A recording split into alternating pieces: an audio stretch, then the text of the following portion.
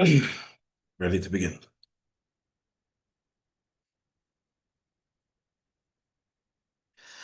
Good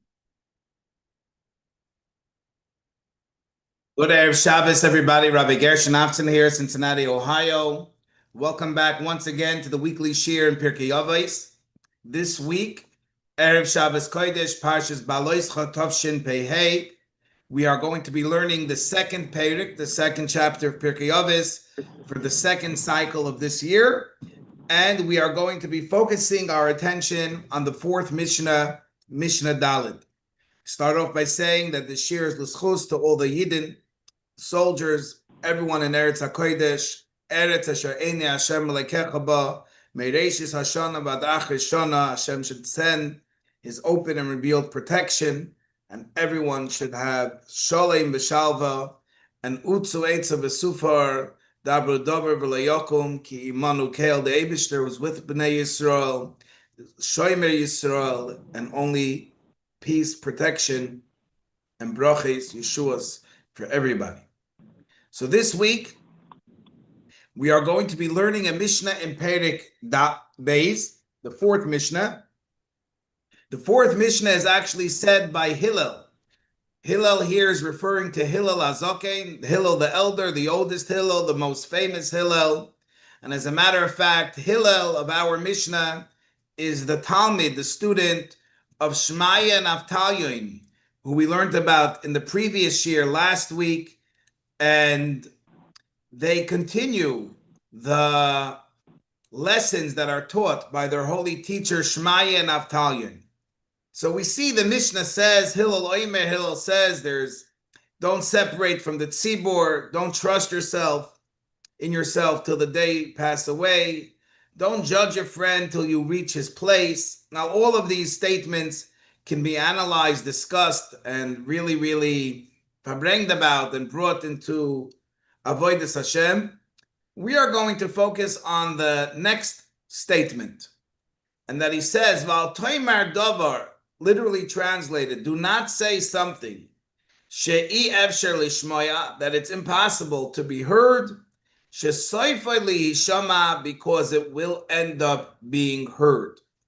Now, what is it that Hillel is saying? So there are, again, these words are a little cryptic. They're a little bit not understood at the first glance. What exactly is he telling us?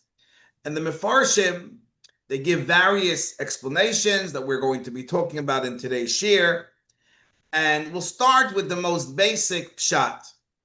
According to the most basic pshat, which is explained by the Bartanura, so really Hillel is echoing the teaching of his teacher, Avtalyon, that we learned last week. In our previous year, we discussed the words of Avtalyon, that Avtalyon said, Chachamim hizaru b'divreichem. Chachamim should be very careful about what they say and how they say it, because if they don't speak clear and they don't speak concise and they're not 100% transparent with their Talmidim about what their intentions are and what they mean, so it can be taken out of context and it can be used, chas v'shalom, to kfira, to negative things. Well, according to many Mefarshim, this is exactly what Hillel is echoing in his generation as the student of Avtalyon. And he says, don't say something she'efsher lishmoya. Lishmoya doesn't just mean to listen. Lishmoya also could mean to understand.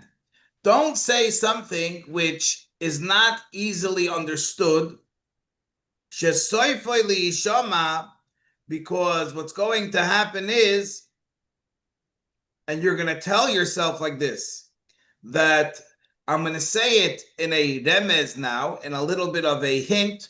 I'm not going to be clear. And later on, the person, when he gets older, when he gets smarter, he'll understand what I'm saying. In many cases, do not do that, because that can lead, chas v'sholem, to negative consequences. It can lead to kfira. So according to this, in essence, Hillel is echoing, is literally repeating in his own words to his own Talmidim, the words of his holy teacher, Avtalyon. Other Mefarshim, other commentaries, the way they want to explain this, also brought down in the Bartanura, is that Hillel is telling people that there's no such thing as doing something in secret. Whether that means telling someone something a secret, the moment you tell one person, it goes out to other people, or whether it means sinning in secret. Sometimes we feel that, nobody is watching, nobody knows, nobody understands. I'm going to do something, I'm going to say something, that it's impossible that people will hear about. Says Hillel, don't believe that. Eventually the word gets out. Now the Mefarshim use a very interesting expression. How will words get out? So the pasuk, so they quote, "Ki oif hashamayim yoylech es, like a little birdie will spread it out." Now it's interesting that they use the expression that a bird will give out the information. Why is it interesting? Because that's very fitting with Hillel. We have a very fascinating a very fascinating fact about Hillel. There is a sefer called Masechtes Ktanos, a bunch of small Masechtes. One of them is called Masechtes Soifrim. Now, these small Masechtes are quite famous, mainly when somebody gets engaged to a Bas Kohen. The din is that a Bas Kohen is supposed to marry a Talmud Chacham. Now, what if she marries a regular person who has never really learned in depth, and what our Chachamim say constitutes a Talmud Chacham is somebody that learns at least one Masechta, completes at least one Masechta. So the minig is that this Chassan should go through a Masechta. Now there's Masechtas Ktanes, these small Masechtas that many of them learn. One of them is called Masechtas Soifrim. So if you open up Masechtas Soifrim, chapter 16, Perek Tes Zayin, you will find the following statement. Amru alav al Hillel. The Chachamim, the sages, spoke about Hillel, and when describing Hillel, they said, Shloi ozav divrei chachma shloi lomda. There was no wisdom that he did not learn. Afilu kol halashonis, even all the languages, afilu sichas harim, he was able to know the language of the mountains and the valleys. He was able to know the language of the trees and the grass. And he was also able to know the language of the shadim and the chayis and behemoths, the animals as well. In other words, Hillel knew the language of the animals. So when Hillel tells you that the little birdie will bring out your secret or the action that you did, just because a human being didn't see it doesn't mean that it won't get out. It's also interesting that this is said by somebody that literally understood the language of the animals and the birds, and he understood that there's things being said out there that many of us are unaware that are really going on. But either way, that's the simple taich, the simple pirush of our Mishnah, is that we're either dealing with being careful with our words to say it clear, concise, and transparent so that it's understood. Don't rely that people are going to understand it later, or it means don't say a secret that you don't want to any secret that you want to remain a secret, don't say, because everyone says, I'll just tell one person the secret, and that one person, it spreads out all over the place. So if you, like the same way they say, when you lend money, don't lend money that you will regret not getting back. Don't say a secret and expect it to remain a secret. So those are the simple explanations of the Mishnah. However, the Mefarshim say that there are many deeper ways to understand the Mishnah, and we are going to focus on one of them more as it relates to learning. Because you see that Hillel, the next statement of Hillel, he says, don't say that when I have time, I'm going to learn, because you may never have time, which we can analyze and discuss that as well. But the idea is that according to many Mefarshim, what Hillel is actually referring to is a statement about how important it is to learn. And I want to first take a step back and to discuss one of the most famous quotes of Chazal about Hillel. The Gemara tells us in Yuma Daf Lamed Hey Amid Beis 35b of Masechta Yuma, and the Gemara tells us Ani v'Ashir v'Rasha boin ladin. What happens when a poor person, a rich person, or a Rasha, they come to Beis Din Shel Maili?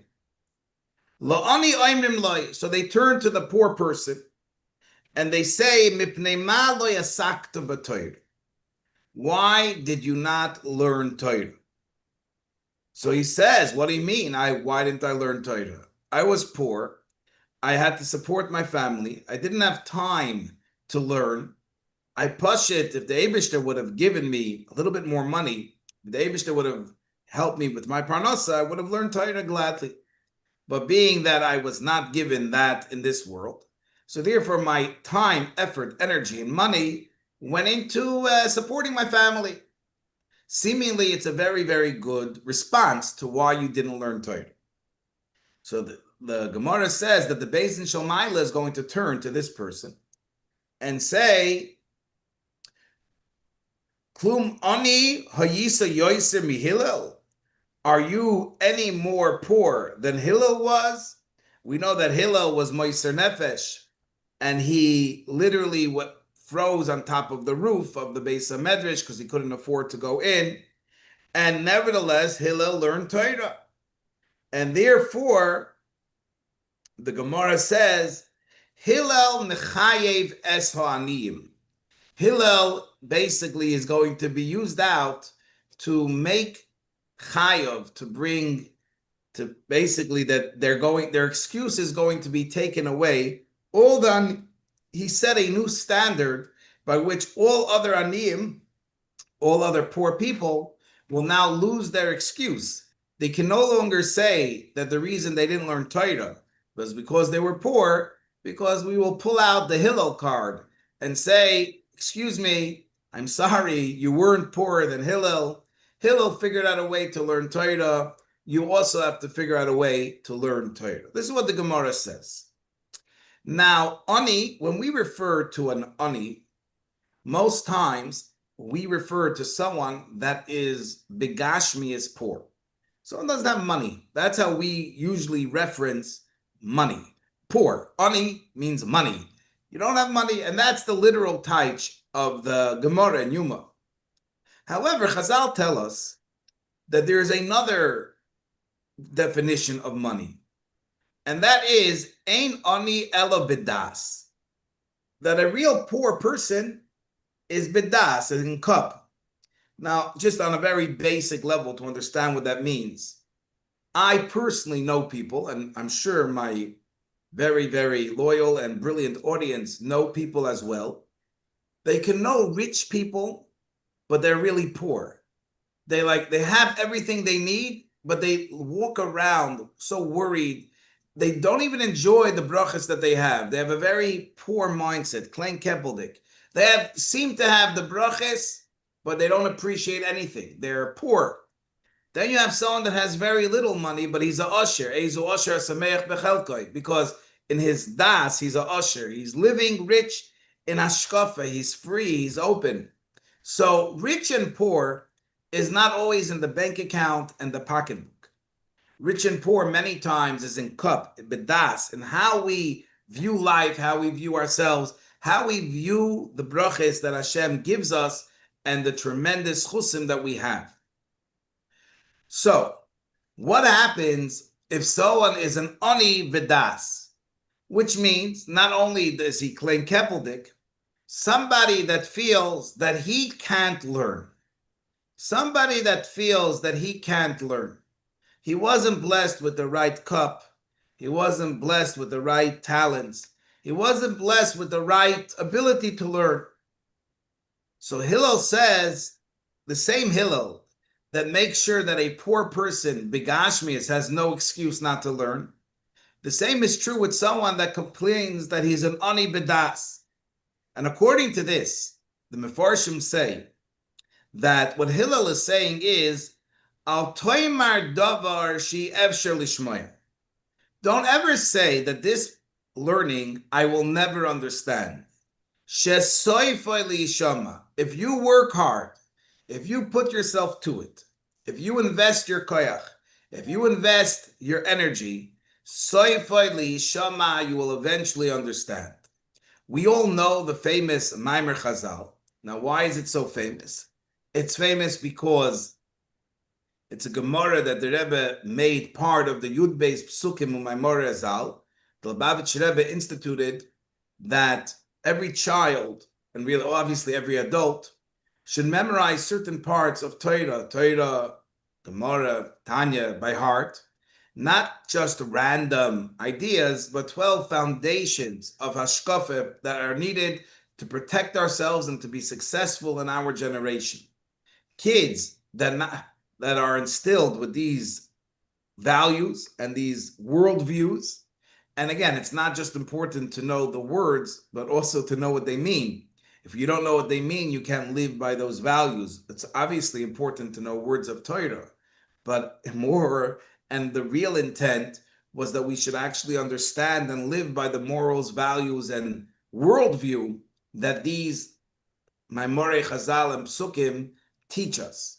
One of them is a Gemara that tells us like this. If someone that says, Yogaiti, I worked hard, v'loi matzasi, and I did not find, which means I was not successful in my learning. I wasn't successful in my avodah. I came, I tried, and it didn't work. Al tamen. Don't believe such a person. What happens if someone says, Lo yagaiti, I didn't try, umatzasi, it came easy. Al tamen. Don't believe him because he really didn't benefit. He really didn't gain. He really didn't find. He may have learned, but he didn't find. He didn't get the oimek. It's impossible without investment. No pain, no gain. You couldn't have reached the level that you could have. However, someone that says, Yagaiti, I worked hard, umatzasi, and I was able to accomplish, Hamin, such a person you should believe.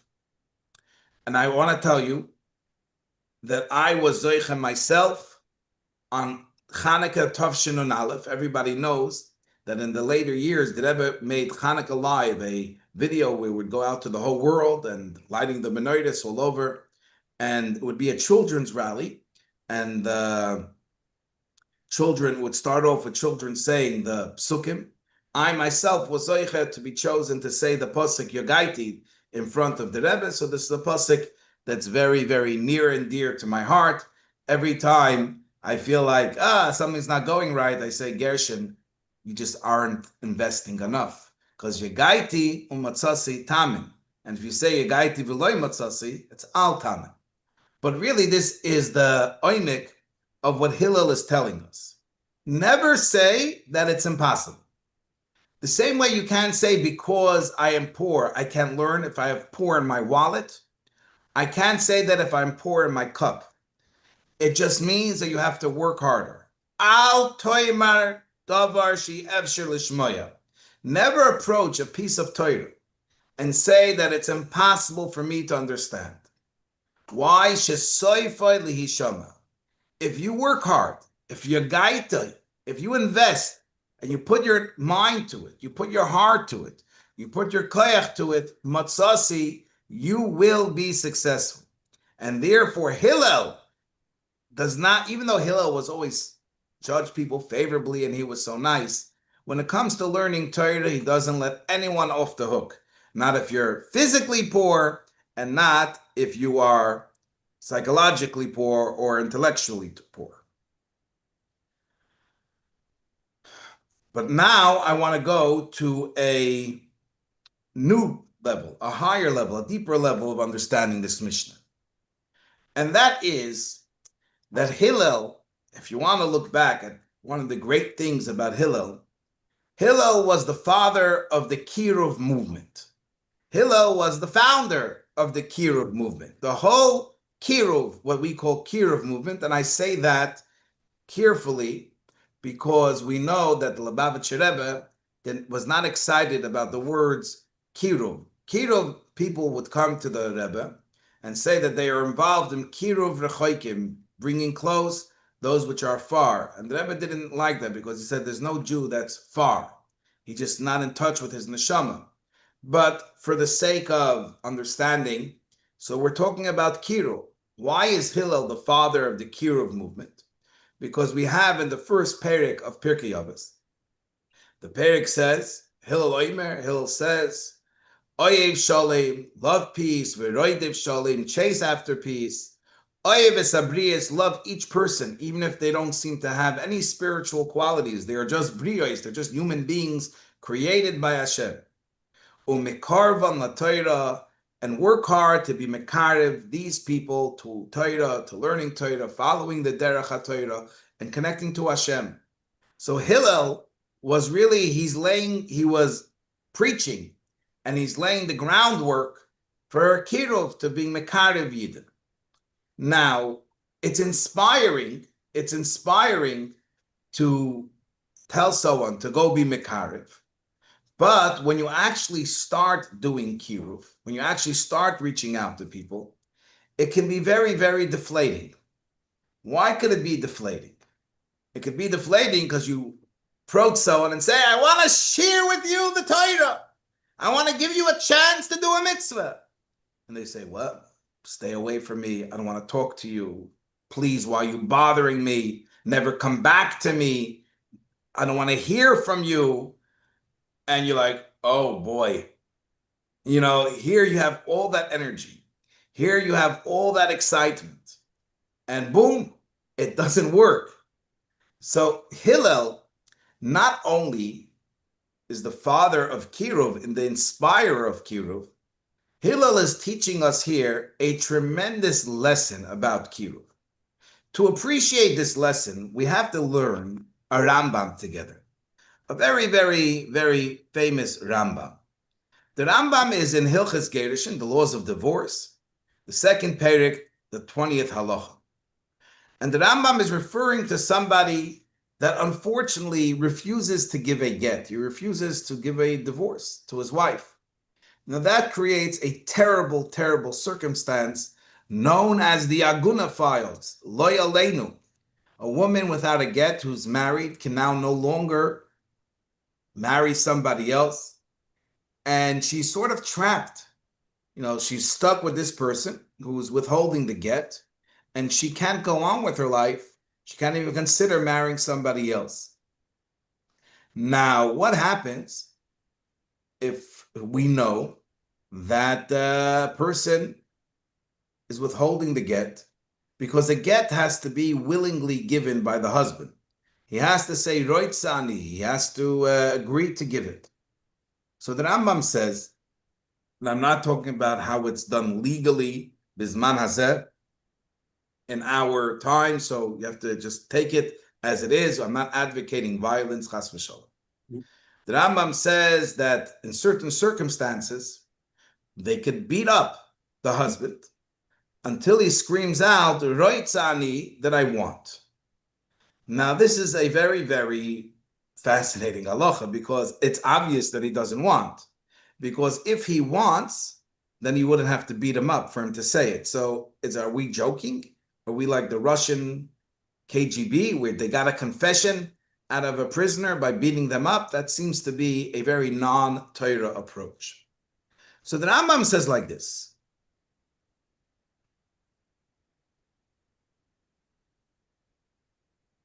That this is in halacha. It's not like Fabrengen at 3 o'clock in the morning. Any Yid that is Yetzer Hara is convincing him not to do a mitzvah, not to follow the way of the Eibishter. His Yetzer Hara is being ma'anis him. The Yetzer Hara is, so to speak, holding him hostage, is doing something against his true will. Lefichach, therefore, this person that has no intention, who's claiming no desire to divorce, but being that his true desire is to be a Yid, he really does want to do all the mitzvahs, and to distance himself from all the averos. This that he is doing an avera is v'yitzrehu shetakvoi. It's only his Yetzer Hara which is holding him and forcing him to go against his true will. Once you beat him up, in essence, what you're doing is you're taking him out of being hostage of his Yetzer Hara, and he says, Roitzani, I want. That is his true desire, because that is his true Ratzon. Now, again, you have to just accept the words of the Rambam for what it is. The Rambam's telling you that every Yid, in essence, wants to serve the Eibishter. This that they say that they don't want is simply not true. It's the Yetzer Hara that's forcing them. They're being held hostage, or, Lo Yalein, you hear stories about a Shin Daled that possesses a person. They're no longer in control over themselves. They're possessed by the Yetzer Hara. But if you go down to them, their essence, to go down to their neshama, for sure, Roitzani, for sure they want to do a mitzvah. Now, this approach changes the whole idea of shlichus and kiruv two ways. First of all, and I'm saying this because there's a famous story that the Rebbe had a very trusted secretary, and his name was Rabbi Nissen Mendel. Rabbi Nissen Mendel one time had to visit Eretz Yisrael. And Eretz Yisrael, Chabad has a publication. It's probably now, over 40 years old. It's called Kfar Chabad. Kfar Chabad is the name of a city in Eretz Yisrael where Chabad Hasidim live, but it's also the name of the publication that comes out every week. It's called the Kfar Chabad magazine. Now, the Kfar Chabad magazine was the unofficial mouthpiece. It was called the Shofar of Lubavitch. And they would interview people. So one time, Rabbi Mendel went to Eretz Yisrael, and he had an interview that came out in the Kfar Chabad magazine. People did not know till many years later that it was the Rebbe that asked that the interview should take place. The Rebbe asked what the questions should be and also dictated the answer. So really, it was an interview that Rabbi Mendel was the face of, but in truth, it was a message that the Rebbe was trying to get out, and it was just being spoken as if it was an interview with Rabbi Mendel. And one of the questions was, what is the secret of Chabad's success and outreach? How does it work? It just doesn't seem to make sense, the whole idea. Usually, every congregation, there's a board of directors, of funders, and they have a search team for a rabbi, and they hire a rabbi to do work. How does this work that you just show up to a city, nobody knows you, you don't really know them, that no one promised you support, and you're just showing up, and then you build a Chabad house. How does this? What's the method to the madness? What's the belief system behind this? How do you send someone out when everyone in the city is telling you to go home and we don't want you here? How does it work? So they asked this question to Rabbi Mendel. Rabbi Mendel answers, which really the Rebbe was answering. And he said that the Lubavitcher Rebbe trusts wholeheartedly in this Rambam in Hilchas Gerish in Pirkei Halacha Chaf. He trusts so much that there's no such thing as a Jew that really doesn't want to hear what the Shliach has to say. He may say he doesn't want, but we don't trust him. It'll just take time and a little persuasion for his true desire to come out, his true roitzani, his true yes. So when you look at a city and you don't hear people saying no, you hear them saying not yet, and you really, really believe that everyone is really saying yes, you don't have to create the yes. You have to bring out that yes that's inside of them. If you actually believe that, if you buy into that train of thought, if you buy into that worldview, then you have no problem showing up to a city where everyone's telling you not to come, because your brain is telling you, yeah, that's what they're saying now, because really, really, they do want. They say, no, they really, really do. They threw me out? No, they really didn't. They're just saying, not yet. And that is the success. That's what keeps the rabbi coming back, the shliach coming back week after week, because they don't hear the word no. They hear the word not yet. And I've said this story many, many times. I've spoken about it, and I've said this story many, many times. And I'll say it again. When I was a young bocher in Toronto Yeshiva, So, so I had a Mitzrayim route. I would go every Friday, and there was one building. It still exists. I don't know who's the owner today. It's been almost 30 years. It was called Hemisphere Breaks. It was Steele's. Anyone that knows Toronto, it's right across York University, Steele's and Kiel, that area. And we would go every week to this Hemisphere Breaks, and we would not ring the bell to the company, and they literally would throw us out every week after week. This 5-6 times in a row. And then one week it was snowing, and we had nothing to. We just to walk an extra block in this Toronto snow was not worth it. But my friend said, "Okay, let's go. You know, we're just trying to do the right thing. We're inspired young boys, 17 years old." And we went anyways in the snow. We had nothing to tell them, to give them. We ring the bell. We're ready for them to scream and yell at us to come, to go out. And instead, they tell us to come in. You come in. They said, "You know what? Every week we've been throwing you out. And we're sitting here in the office. It's snowing. And we said, if these boys show up today in the snow, we want to hear what they have to say. They must be crazy." And that office, which had like 4 or 5 Yidden, became the center of our entire Mevtzoyim route. Every week they would put tefillin. They had a big conference room where we would have Megillah readings on Purim, and all our events took place in that conference room, the place that threw us out week after week after week. Why? Because the real Roitzani, we really believe that every Yid has the Roitzani, has the real desire. And that, according to many Mefarshim, and this is an unbelievable way to understand the Mishnah, is what Hillel is telling us. And that is, read the words of the Mishnah as follows.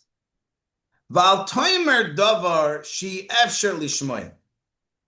He's telling a young rabbi, he's telling a young rebbetzin, he's telling a person, when you're going to be mekarev a yid, don't ever think that you will not reach the person. I'm speaking to blue in my face. This person that I'm being mekarev is out of reach. He doesn't want to listen. He doesn't want to understand. He doesn't care. He is not involved. This person is completely out. This person has no hope. This person is disconnected from Yiddishkeit. Don't say that. Why? The person has a neshama. The person's neshama is screaming roitzani. This person's neshama is screaming, I do want to serve the Eibishter. The person's neshama is screaming, I do want to do Torah mitzvahs. He doesn't know yet. He doesn't know the language of his neshama. But if you don't give up on that person, and you reach out time and time again, this way, that way, you show that you don't believe his no. It will be heard. You will get through. And that is the secret. That is the Soid Hakiruv, the same Hillel that tells us how important it is. Oyeves Abriyas, Mekarvan L'Torah, is giving us the method of how to be Matzliach. The method is, don't believe the no. Don't believe you will not get through. You will get through because the person has a neshama. That is a very beautiful way to understand the Mishnah. Then there's another way, which I want to share with you, which I think is also very, very important. And that is that Hillel saw in his own life that life changes very quickly. The same Hillel that was hiding in a roof and he had to freeze over because he couldn't afford to pay to enter the Beis Medrash. Hillel that was thrown out of the Beis Medrash literally turns into a Nasi B'Yisrael, the leader of the Jewish people. Life has a way of going up and down. Life has a way of changing, and in ways that you yourself cannot begin to fathom how. In other words, most of us, we have a trajectory in our brain, in our life, how things are going to work. We're going to do this, we're going to do this, do this. This leads to this leads to that. But that's not reality. In the real world, in Hashem's world, If this can lead to that, and it could be so quickly, you have no idea. It doesn't always add up 1, 1, 1. It doesn't always go in the trajectory of life that we have created in our own minds, hearts, and the way we understand things. That's just not the way it works. Things turn and things change. There's a famous story that in the year 1903, the Rebbe Rashab, the fifth Lubavitcher Rebbe, took his son, the Frierdiker Rebbe, Rebbe Yosef Yitzchak, and they spent a few months in Vienna, in Austria. The Rebbe Rashab had to rest, and he was also visiting the famous therapist Sigmund Freud, and in Vienna, and they went to visit the Central Park of Vienna, which till today exists, the longest, I don't know what the right word is, continuous Ferris wheel. Now, the word Ferris wheel is named after somebody named Mr. Ferris, who built, I think, a Ferris wheel in Chicago, if I'm not mistaken, for a state fair. But the Ferris wheel in Vienna still exists today, and it's the longest continuous acting Ferris wheel. And I myself went on that Ferris wheel when I was in Vienna. And the Rebbe Rashab didn't actually, I don't know if he went on the wheel, but he definitely spoke about it with his son. And he was trying to explain to his son, the Frierdiker Rebbe, that the Ferris wheel is a story of life. Things go up, go down, and it's not even you. There's the hands. You think you're in the compartment, and you think you're moving, but it's really an outside force. It's just picking you up. It's picking you down. Sometimes you're up. Sometimes you're down. Life has a very interesting way. The Yad Hashem and the Derech Hashem works in many, many fascinating ways. But what happens is that we get caught up in certain realities, and we think that those realities are here to stay. Whether it's a person that is rich, and because he's rich, he starts acting a little bit haughty and selfish. He can't even imagine that tomorrow I could be poor. Or sometimes a person is so sure of his spiritual state. I'm strong, and therefore I don't mind. It's not a bad idea. If I hang out and I start hearing other ideas, other chachmas, because I'm strong. They can tell me that something bad could happen to me spiritually, impossible. Something bad could happen to me physically, impossible. The world could change, impossible. We create certain impossibilities in our brain, and that causes us to be very limited. It could cause us tremendous yeridos beruchnias, whether it means that we feel that we could let our guard down, and therefore we don't have to be so careful in our machshava, our dibur, and our ma'isa, because nothing could happen to us. Or that could mean that I'm comfortable in my position and nothing can change, and I can't even imagine that things can change. It's impossible. Or people that are stuck in gullus, and they say, oh, it's impossible for Mashiach to come. This is here to stay. We let the word impossible frame a certain mindset. And Hillel is saying, Al toimer dover she'efshar l'shmaya. Never, ever put the word impossible in front of Hashem. Efshar doesn't exist. You may not understand how, but for someone to say that it's impossible for me to lose my money, it's impossible for me to lose my Yer Shamayim, it's impossible for me to be Matzliach, impossible. That word impossible has to be removed from our dictionary, has to be removed from our mindset, has to be removed from our hashkafa. Because with Hashem, everything is possible. I live in the state of Ohio. In Ohio, in every state has its slogan. Most people don't know the slogans of their state, but every state has its slogan. The slogan, the official motto for the state of Ohio is, with God, all is possible. And that's the truth. There's no such thing with the Eibishter as impossible. Don't say, Efshar Lishmoya. It's impossible to happen. No. Soifa Lishama, because it could happen. Live your life that nothing is impossible. And you always have to be careful. You always have to be humble. You always have to realize that what you have, appreciate what you have. It may not be here tomorrow. And if you don't have today, you could have tomorrow. Never put the word impossible and connect it with HaKadosh Baruch.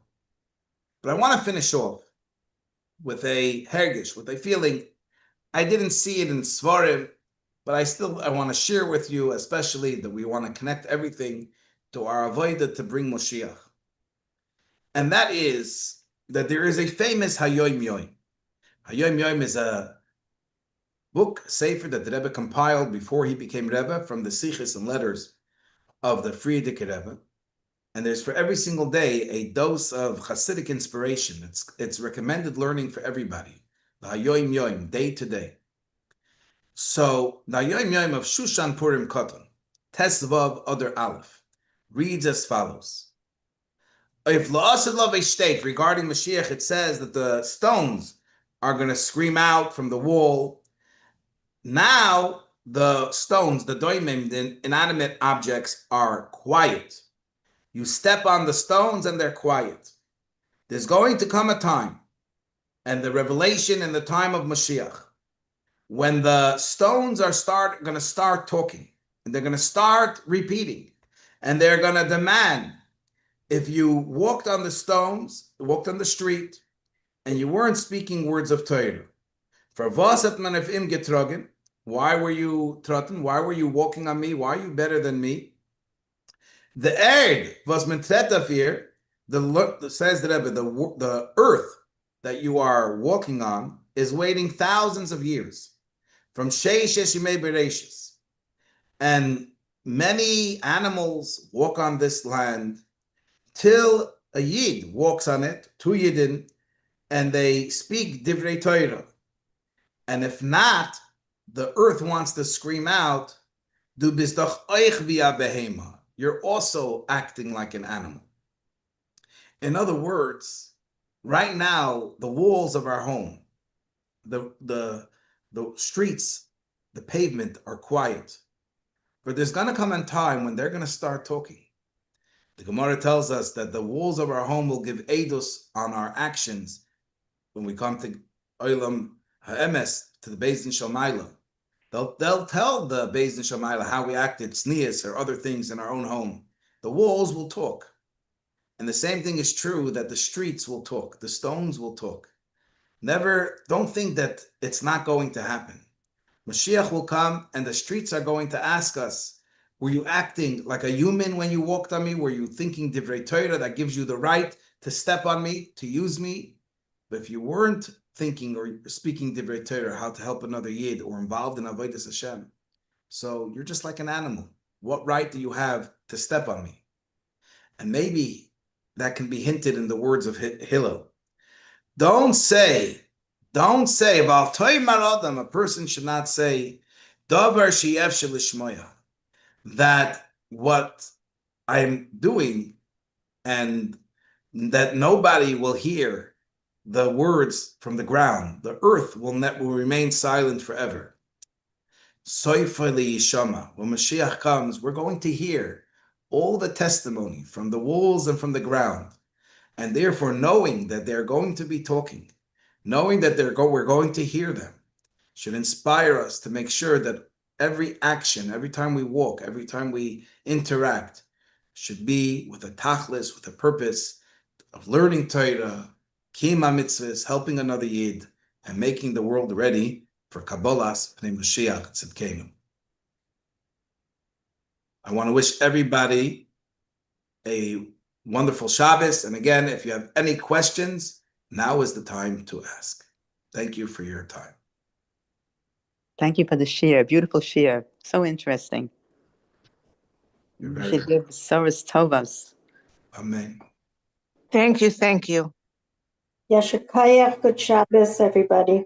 Shabbos. So interesting. Thank you. You're welcome. Good Shabbos. Good Shabbos.